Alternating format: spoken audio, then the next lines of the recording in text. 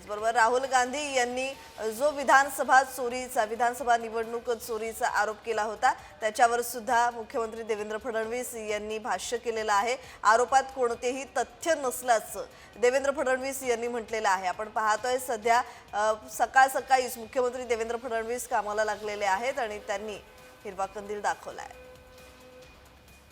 आणि या संदर्भात अधिकची माहिती देत आहेत आमचे प्रतिनिधी मनोज दयाळकर। मनोज, या संदर्भातला अधिकचा तपशील।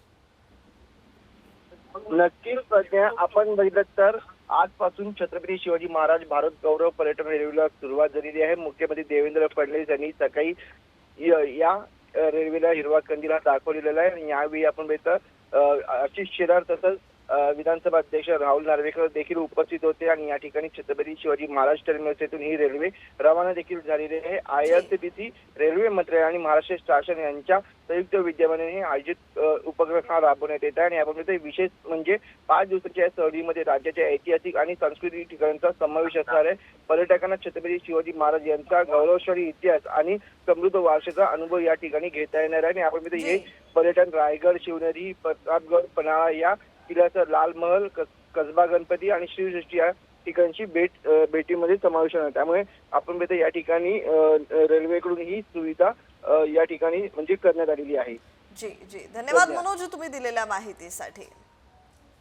छत्रपती शिवाजी महाराज पर्यटन रेल्वेला आता हिरवा कंदील दाखवण्यात आलेला आहे। मुख्यमंत्री देवेंद्र फडणवीस यांनी हिरवा कंदील दाखवलाय। छत्रपती शिवाजी महाराज भारत गौरव पर्यटन रेल्वेला सुरुवात झालेली आहे आणि यावेळी राहुल नार्वेकर सुद्धा उपस्थित होते।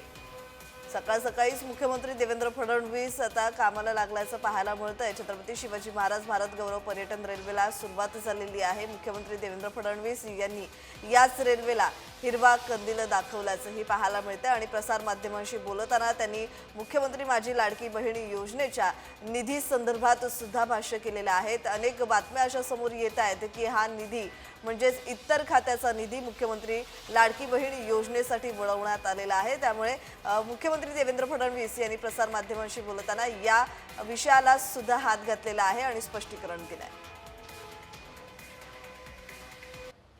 शिवराज्याभिषेकाच्या मी सर्वांना खूप खूप शुभेच्छा देतो। 351 वर्षापूर्वी या भारतामध्ये पारतंत्र्य झुगारून देव, देश आणि धर्माची लढाई जिंकत पुन्हा एकदा स्वधर्म, स्वराज आणि स्वभाषेचा नारा देत हिंदवी स्वराज्याची स्थापना छत्रपती शिवरायांनी केली होती।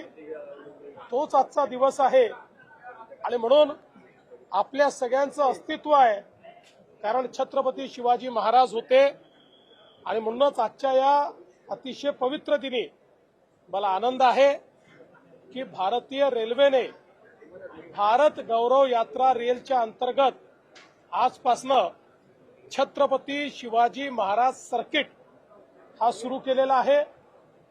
आता सुरुवातीला तो 5 दिवसाचा सर्किट आहे। आज रायगडापासनं स्वराज्याच्या राजधानीपासनं त्याची सुरुवात होणार आहे। त्याच्यामध्ये रायगड असेल, शिवनेरी असेल, प्रतापगड असेल, असे अनेक महत्वाचे किल्ले, लाल महालासारखं एक महत्वाचं स्थान, कसबा गणपतीसारखं महत्वाचं स्थान, भीमाशंकर, कोल्हापूर, ज्या ज्या ठिकाणी छत्रपती शिवरायांच्या इतिहासाची पावलं उमटली आहेत